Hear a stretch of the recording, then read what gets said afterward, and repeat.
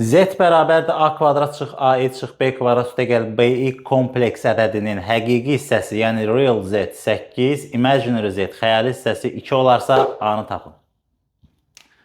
Bilirik ki, kompleks ədəd Z bərabərdir A üstə gəl BI şəklində yazılır. Yəni xəyali hissələri, baxın bunları yanaşı yazım, həqiqi hissələri yanında i olmayanları da 1 yazım. Yəni Z bərabərdir A kvadrat çıx B kvadrat çıx AI üstə gəl BI. İndi buradan dostlar i'ləri mötərizə xaricinə çıxaracağam. Burada müxtəsər vurma düsturu tətbiq eləyəcəm. A çıx B, A üstə gəl B çıx. Buradan da elə bir i'ləri mötərizə xaricinə çıxarsam A çıx B qalır. Çünki qarşıdakı ifadə işarə mənfidirsə bura mənfi olacaq. İndi bizə deyir ki, real Z 8-dir. Real hissə buradır da dostlar.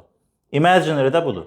İndi burada dostlar, xəyali hissə 2 olduğu üçün bizdə xəyali hissə normalda plus olmalıdır. Üstə gəl BI. Xəyali hissə mənfi A çıx B'dir. Və bizə onu 2 verib. Demək ki, A çıx B mənfi 2-dir.